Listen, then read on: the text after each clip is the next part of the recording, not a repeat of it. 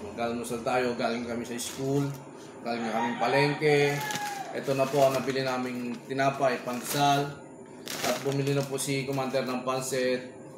Siyempre, yung dating saging na nilagyan natin ng daon ng kakawatin na inom, pwede na po siyang kainin ngayon. Kaya tayo mag-almusal at magkape po. At marami po tayong gagawin sa ating ngayong umaga.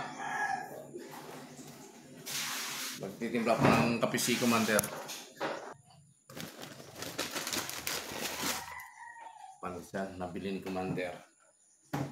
Tapos, ito yung pansit. Palaman na natin itong tinapay. Ang pansit.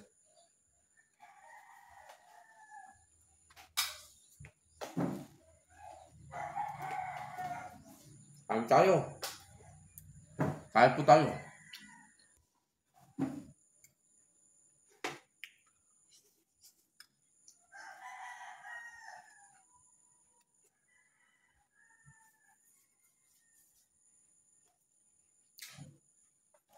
Tapos na tayo kumain. Ito ang binili ni Commander na ulam namin ngayong tanghalian.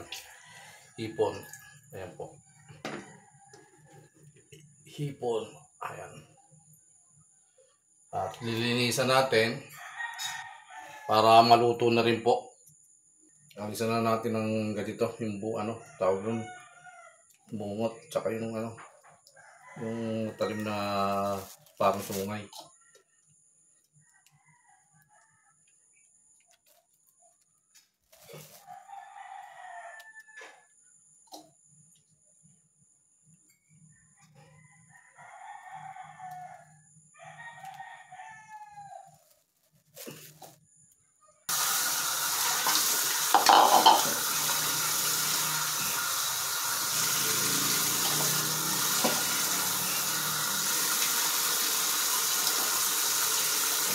Hugasan na natin yung hipon.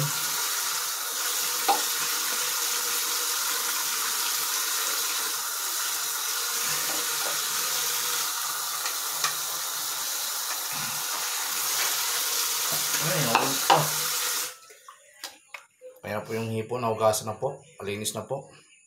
At si Commander po magluluto niyan, si Commander. Maaga pa lang, sasayang na tayo ng bigas. Ayan.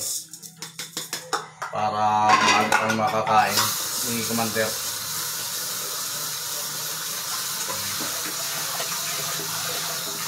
Tayo nang gagawa.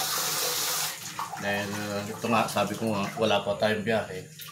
Wala pa tayong jeep. Kaya ako munang gagawa sa loob ng bahay na gawain. Dalawa lang naman kami ni Commander dito sa bahay.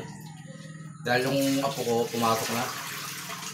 Kaya kami dalawa yung mag-almusal. Kami lang kakain mamaya, panangalian pala. Dating yung apo ko, panangalian. Tapos na tayo mag-almusal. Tapos na tayo, nakapagsaing na tayo. Tapos yung hipon, nalinisan na natin. Ang gagawin naman natin, may paparinig pa ako sa inyo. Talagang nag-iiyakan na po. Ito na ang ating mga manok. Nag-aantay na po. Yan po, maririnig nyo po ang ingay ng ating mga sisiw. Gutom na rin po. Yan, lalabas na po ang inahin dito. Ayan na. Ayan na, sandali. Kukuha na tayong pagkain.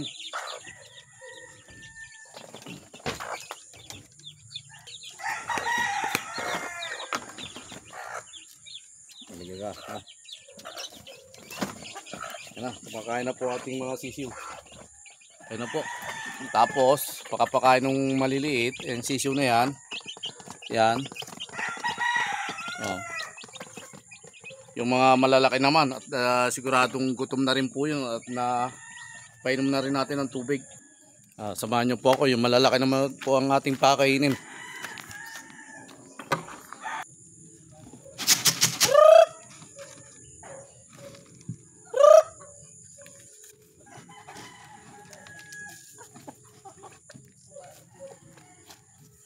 Yan naman po. Tapos yung iba naman, punta na natin yung iba.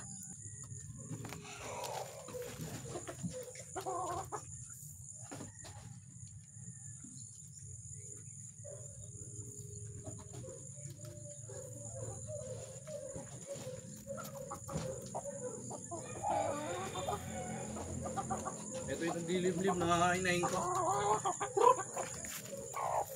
Yan, naglilimlim po yan. Makain po.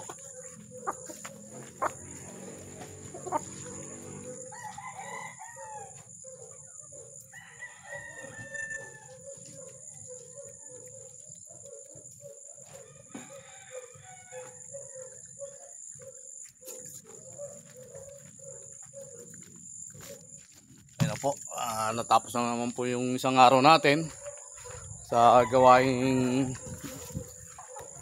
pagpapakain sa manok, tsaka nakapagsaing na tayo at marami pa naman tayong gagawin pang ibang gawain bahay, hindi lang ito. Kaya lang siyempre inuuna natin yung mga magagana trabaho pa, yung ibang trabaho pa, may gagawin pa tayo.